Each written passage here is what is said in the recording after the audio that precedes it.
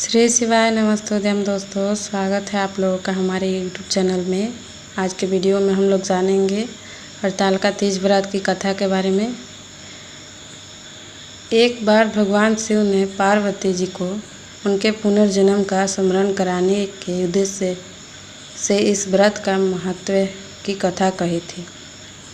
श्री भोले शंकर बोले, हे गौरी, पर्वतराज हिमालय पर स्थित गंगा के तट पर तुमने अपनी बाल्यावस्था में 12 वर्षों तक अधोमुखी होकर घोर तप किया था। इतनी अवधि तुमने अन्न न खाकर पेड़ों के पत्ते, सूखे पत्ते चबाकर व्यतीत किए। माँ की विकराल शीतलता में तुमने निरंतर जल में प्रवेश करके तप किया। वैशाख की जला देने वाली गर्मी में तुमने पंचांगिन से शरीर को तपाया था। श्रावण की मूसलाधार वर्षा में खुले आसमान के नीचे बिना अन्न जल ग्रहण किए समय व्यतीत किया था। तुम्हारे पिता तुम्हारे कष्ट साध्य तपस्या को लेकर बड़े दुखी होते थे। तुम्हें बड़ा क्लेश होता था। तब एक दिन तुम्हारी तपस्या पिता के क्लेश को देखकर नारद जी तुम्हारे घर पधारे। तुम्हारे पिता ने हृदय से अतिथि सत्कार करके उनके आने का कारण पूछा। नारद जी ने कहा, गिरिराज, मैं भगवान विष्णु के भेजने पर यहाँ उपस्थित हुआ हूँ। आपकी कन्या ने बड़ा कठोर तप किया है। इससे प्रसन्न होकर वे आपकी पुत्री से विवाह करना चाहते हैं। इस संदर्भ में आपकी राय जानना चाहता हूँ। नारद जी की बात सुनकर गिरिराज गृद्ध हो उठे। उनके तो जैसे सारे कलेश ही दूर हो गए। प्रसन्नचित्त होकर वे बोले, श्रीमान, यदि स्वयं विष्णु मेरी कन्या का वर्णन करना चाहते हैं तो भला मुझे क्या आपत्ति होगी। वे तो साक्षात ब्रह्मा हैं। हे महर्षि, यह तो हर पिता की इच्छा होती है कि उसकी पुत्री सुख संपदा से युक्त पति के घर ही लक्ष्मी बने। पिता की सार्थकता इसी में है कि पति के घर जाकर पुत्री पिता के घर से अधिक सुखी रहे। तुम्हारे पिता की स्वीकृति पाकर नारद जी विष्णु भगवान के पास गए और उनसे तुम्हारे विवाह के निश्चित होने का समाचार सुना है। मगर इस विवाह का संदर्भ की बात सुनकर तुम्हारे कान में पड़ी तो तुम्हारे दुख का ठिकाना न रहा। तुम्हारी एक सखी ने तुम्हारी इस मानसिक दशा को समझकर उसने तुम्हें उस विवक्षता का कारण जानना चाहा। तब तुमने बताया, मैंने सच्चे हृदय से भगवान शिव शंकर का वर्णन किया है, किंतु मेरे पिता ने मेरा विवाह विष्णु जी से निश्चित कर दिया है। मैं विचित्र धर्म में संकट में हूँ। अब क्या करूँ। प्राण छोड़ देने के अतिरिक्त अब कोई भी उपाय शेष नहीं बचा है। तुम्हारी सखी खड़ी ही समझदार और सूझबूझ वाली थी। उसने कहा, सखी, प्राण त्यागने का इसमें कारण ही क्या है। संकट के मौके पर धैर्य से काम लेना चाहिए।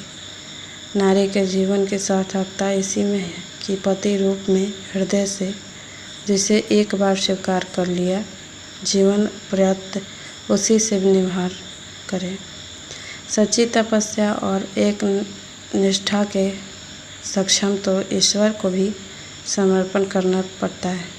मैं तुम्हारे घनघोर जंगल में ले चलती हूँ, जो साधना स्थली भी हो और जहाँ तुम्हारे पिता तुम्हें खोज भी ना पाए। वहाँ तुम साधना में लीन हो जाना। मुझे विश्वास है ईश्वर अवश्य ही तुम्हारी सहायता करेंगे। तुमने ऐसा ही किया। तुम्हारे पिता तुम्हें घर पर न पाकर बड़े दुखी तथा चिंतित हुए। वे सोचने लगे कि तुम जाने कहाँ चले गए। मैं विष्णु जी से उसका विवाह करने का प्रण कर चुका हूँ। यदि भगवान विष्णु बारात लेकर आ गए और कन्या घर ना हुई तो बड़ा अपमान होगा। मैं तो कहीं मुंह दिखाने के लायक योग्य ही भी नहीं रहूँगा। यही सोच कर गिरिराज ने जोर शोर से तुम्हारी खोज शुरू करवा दी। इधर तुम्हारी खोज होती रही और उधर तुम अपनी सखी के साथ नदी के तट पर एक गुफा में मेरी आराधना में लीन थी। भाद्रपद शुक्ल तृतीया को हस्त नक्षत्र था। उस दिन तुमने रेत के शिवलिंग का निर्माण करके व्रत किया था। रात भर ऐसी कृति के गीत गाकर जागी। तुम्हारी इस कष्ट साध्य तपस्या के स्वभाव से मेरा आसन डोलने लगा। मेरी समाधि टूट गई। मैं तुरंत तुम्हारे समक्ष जा पहुंचा और तुम्हारी तपस्या से प्रसन्न होकर तुमसे वर मांगने के लिए कहा। तब अपनी तपस्या के फलस्वरूप मुझे अपने समक्ष पाकर तुमने कहा, मैं हृदय से आपको पति रूप में वर्णन कर चुकी हूँ। यदि आप सचमुच मेरी तपस्या से प्रसन्न होकर आप यहाँ पधारे हैं तो मुझे अपनी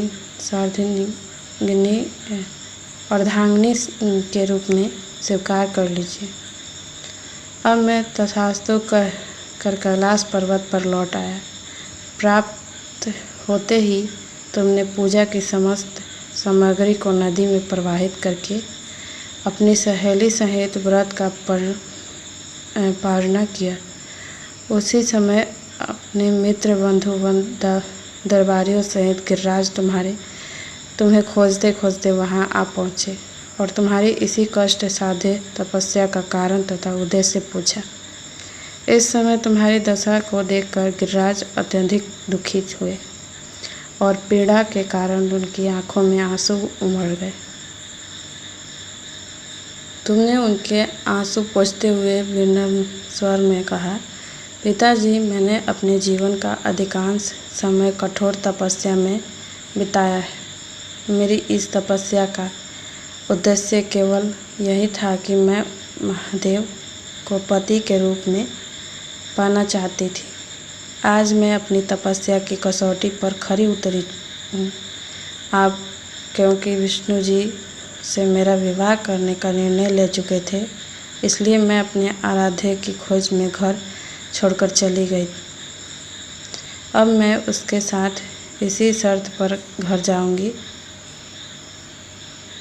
आप मेरा विवाह विष्णु जी से ना करके महादेव जी से करेंगे।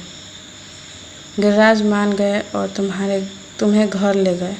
कुछ समय के पश्चात शास्त्रोक्त विधि विधान पूर्वक उन्होंने हम दोनों की विवाह सूत्र में बांध दिया।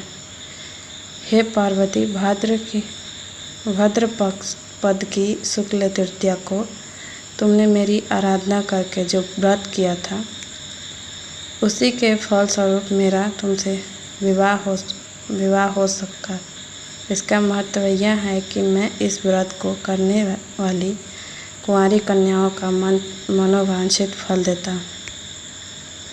इसलिए सौभाग्य की इच्छा करने वाली प्रत्येक कुंवर युवती को यह व्रत पूरी एक निष्ठा तथा आस्था से करना चाहिए। तो आप लोगों को वीडियो कैसा लगा कमेंट में ज़रूर बताइएगा और चैनल को सब्सक्राइब करिए और वीडियो को ज़्यादा से ज़्यादा शेयर करिए। धन्यवाद।